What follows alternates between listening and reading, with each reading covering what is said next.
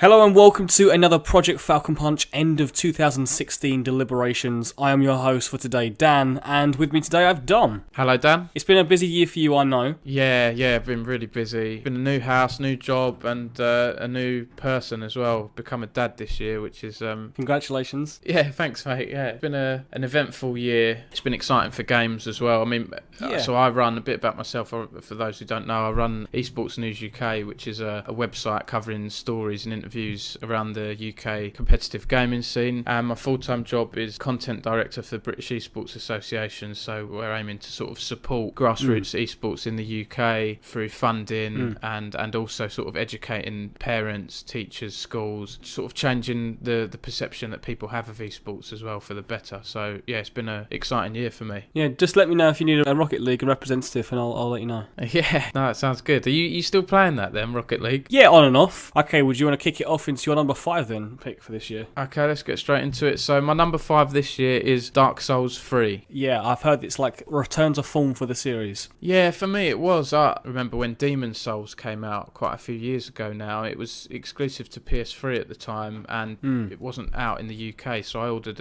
a US copy. I loved that game. It was really challenging. It was like a very new kind of RPG, dark fantasy. And then Dark Souls came out and it just blew up, it became a really popular franchise. Really enjoyed Dark Souls. Dark Souls 2 seemed to come out quite quickly for me, and because I hadn't finished the first one, I just left it. But then when 3 came out, I've got a PC now that I play games on. I don't really play on consoles as much. Yeah, it'd be good to try it out. It had some good reviews, and I absolutely loved it. I thought it was a real return to form for the series, Yeah. The only thing for me was that it seemed a little bit easier than earlier games in the series, and I think people have said to me, because I kept summoning people into my game to fight against the bosses, made it a little bit easier. A few people have said to me, you should try and go through the game without summoning other players as much, but sometimes, Dan, it gets so bloody hard. You feel like you've got no other option. You need a bit of help, If that crutch is there, then go for it. Yeah, exactly. The thing I love about Dark Souls games is that sort of sense of loneliness. It's just you against this harsh wilderness, these horrible monsters and mutants and things, and it's almost like a horror film or a book that you can get lost in. For me, I prefer the Dark Souls kind of RPG now over what a lot of the sort of JRPGs have become. Like the Final Fantasy, I've become a bit dismayed with the traditional fantasy RPG, and I think Dark Souls has filled that gap. It has such a focus on online multiplayer as well. It's such a clever way. You can leave messages for each other and things like that. And games like Final Fantasy, they're like World of Warcraft style MMOs now. I feel like I've done all that now, So Dark Souls 3 was quite a nice sort of refreshing game for me this year. Probably affected my website quite a bit earlier on in the year because I was playing it a lot and not keeping up with the esports scene as much, Fair enough. Okay, then what have you got as your number 4? Okay, so number 4, I've gone for Rise of the Tomb Raider. Yeah. I remember you mentioning this to me beforehand because you weren't sure if you should put it on the list because it came out last year technically on Xbox, but... Yeah, because I'm a PC gamer nowadays. Sometimes you do have to wait a little while for the games to come out, and I'm a big Tomb Raider fan, so I was always going to get this game. It's a quality game. It is. It's a funny one because usually I don't like games that are sort of linear on a set path, but I'm happy to look past its linearity because of its sort of engaging story and its sort of cinematic style. It has borrowed a lot from Uncharted over the years. I think I actually prefer Tomb Raider to Uncharted. It's that original explorative sort of adventurer, Indiana Jones style adventurer game. I thought this one wasn't quite as good as the reboot from 2013. I agree. But it had its moments as well. It had like landscapes were better on this, the sort of icy valleys and mountains, and it's a really cinematic game that you can get lost in, and the world is very lifelike and the voice acting's great as well, so and actually I want to say another thing as well. I thought the stealth gameplay was surprisingly good. Yeah, they improved it a lot over the last one. Yeah, although I'm saying it's linear, there are a few moments where you've got big valleys or forests to explore and you can be really stealthy, and I like the replay value of the game as well. The reboot had online multiplayer and I didn't think it was actually that bad. You're probably one of the few people to say that. Yeah, I don't know. Usually I'm fussy with multiplayer. It wasn't great, but it was okay, and I kind of miss having that for this game as well. I'd like to try it out. There's so many different costumes and things. I preferred the first game. I thought the last boss was pretty unusual, almost terrifying, but whereas this game, I don't want to spoil it, but it was nothing like that. It was a little bit of a letdown, the ending, but I actually didn't mind the story. I think because of the voice acting and everything, and Lara's going on this journey to sort of avenge her dad and go down the path that he didn't manage to do, I kind of liked it. I warmed to Lara and the characters in it. Yeah, the bad guys are a generic force of, endless soldiers coming down from helicopters and things like that. But like I say, I was happy to look past it because of the gameplay. Okay, Don, what have you got as your number 3? So number 3, this has probably been quite a lot of lists this year. I've gone for Overwatch. I thought you were going to say that then. Yeah,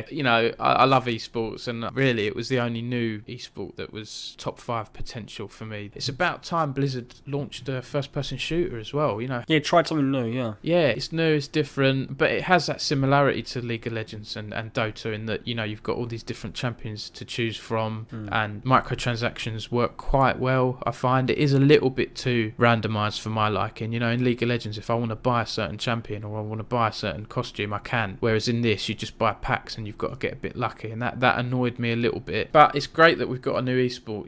Blizzard have done a number of interesting things with the Overwatch Cup, the World Cup and things like that. But I have to say, for me, I prefer playing it to watching it. So in that regard, it's kind of like cricket, because I can't stand cricket. But when I was younger, I didn't mind playing it. I'm the same way with cricket, actually. What's your favourite character to use? I like a couple. I like Mai, which will annoy a lot of people. She's... Is that like the Frost one, isn't it? Yeah, she freezes people. And I like Widowmaker. Yeah, Widowmaker, yeah. Widowmaker, yeah, because I've always liked being a sniper in games. I find those two are pretty fun. I also like Pharah as well, because she reminds me of that sort of old school Quake Arena type gameplay, rocket launchers. But I just think it's a very good, well polished, well balanced, fun game. I think it's filled a gap, but I'm excited to see what other esports games emerge over the next few years. I think it's going to be like World of Warcraft, where it's always around and it'll just, have peaks and troughs in. It's always just built upon. Yeah. One of my gripes is I'd feel like there aren't enough maps for me. Right. And it reminded me of Time Splitters when it came out. And Time Splitters had a nice single player mode as well. And I'd like to see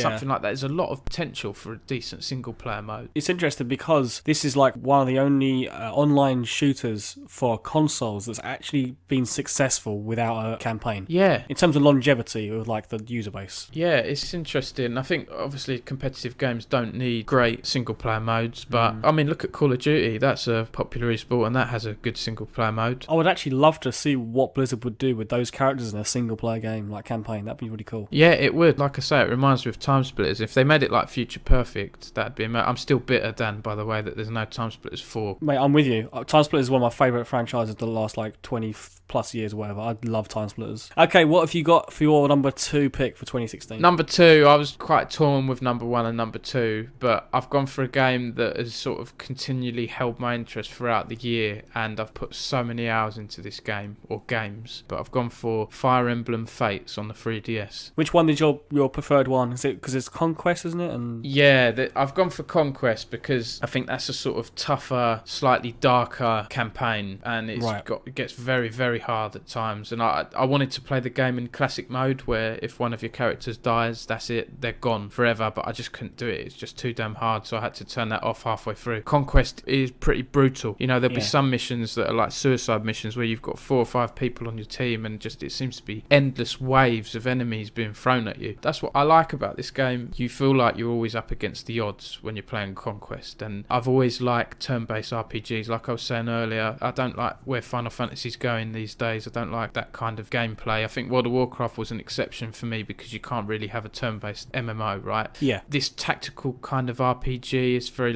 it's similar to Advance Wars and XCOM, and I love the story. There's sort of limitless possibilities with all the characters. You can marry different characters off of each. They can have different children that inherit different abilities, and they all have different thousands of lines of possible dialogue. Yeah. I love the story. There's 2 factions, sort of 2 families that are at war with each other. I don't know why it sort of reminded me of Romeo and Juliet. The Capulets and the Montagues, and yeah, I've heard that comparison before actually with the storylines, with the relationships. Yeah, and there's hints throughout the story that they could get along, but it won't happen because the king of Nor is just an evil bugger, who just wants to kill them all. You're related to one family and you're sort of orphaned and raised by the other, and then at chapter 6 you have to make a decision. Do you rejoin your actual family or do you continue with those who raised you? And that cutscene is really brilliant, and it was a really incredibly painful decision to make, and you sort of end up feeling torn throughout the whole game, whichever decision you make, and yeah. I've done the first 2 games, so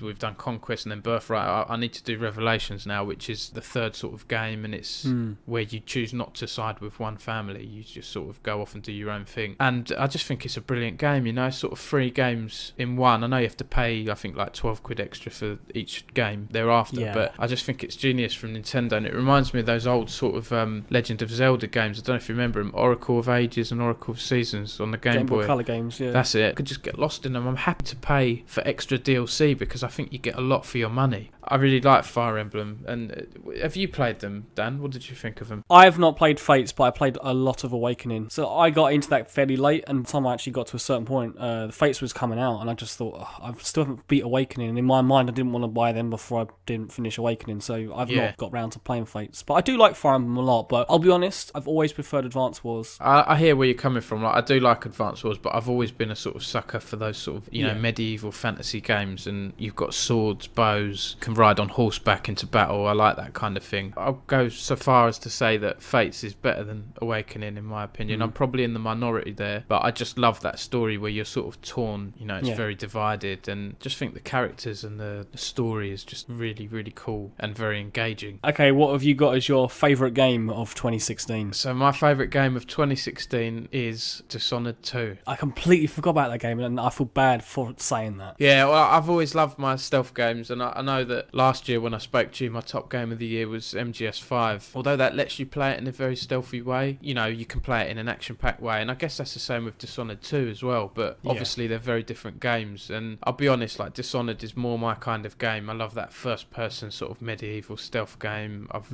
always loved the original Thief games, and even like the Elder Scrolls games, you know, I always choose to be a thief or an assassin and sort of stealth around, and I found with Dishonored, it's one of the only games, I never get this with most sandbox games like GTA and things like that, but this is one of the only games where I'm happy to like seek out all the extras and spend time finding everything and finding all the nooks and crannies, and I was spending about 3 to 4 hours per level, and you could probably do each one in like half an hour, but I just wanted to explore every house, every room, find all the paintings, steal all what I can, and find all the runes and the bone charms. And the thing I love about this game, there's always an alternate route, even if it's not obvious, is that there is always one, and I like that. It really makes you sort of second guess yourself. It really challenges you to find an extra door, an extra balcony or ledge to climb onto, or another route to go through. It gave me a different perspective in games. A lot of the time I'll sort of be looking around, but this game, it sounds weird, but it sort of taught me to look up more. I know that sounds weird, but I understand. I'd be walking around, I'd be like, what? There's nothing I can do here to get through this, you know, to get through this gate or to get past these guards. And I'd look up and I'd see like in the distance a balcony, or I'd see a painting or something. I find taking the higher ground in this game always works really well, and that's where I get a lot of enjoyment from, is sort of going on the rooftops, you know, doing the sort of the hardest route, but also in a way the safest, like you're out of sight, you know. I'd do a level where I'd think, oh, this is really hard, there's a corridor here, there's nowhere I can go, and I did it the hard way, you know. I shot a few people, ran through, used some powers, and then I'd be going back through that corridor later in the game, and I've realised there's pipes near the top of the ceiling, near the sort of top of the wall. They're set up in a route so that you can like walk along the pipes and just avoid every guard that's below, you know. It's continually surprises you. They've put a lot of effort into the attention to detail in this game, and it shows. And good storyline, you know. They've even got the voice of the guy from the original Thief games. Really? Yeah. So it was difficult for me because I wanted to pick him at the start, but I also wanted to pick Emily, the Empress, just because she's got different abilities and things. So I'm doing a second run through now as Corvo. Right, yeah. There's a lot of good replay value. I think they've just launched a new game plus mode where you can carry over your runes and things like that. I think it's the game that the Thief reboot wanted to be a few years back. It's taken Thief's mantle now. I would like to see a little bit more emphasis on stealing and things like that and breaking and entering, but for the most part you kind of get to do that anyway. But that was it then, Dan. I guess I've waffled quite a while. It's fine. I was glad to listen to you waffle.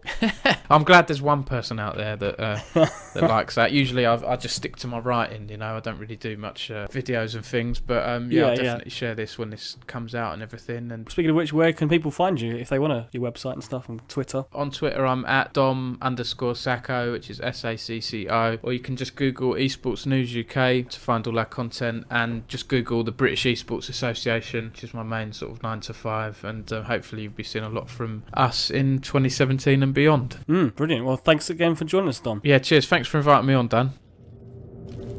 The machine is experiencing uncertainty.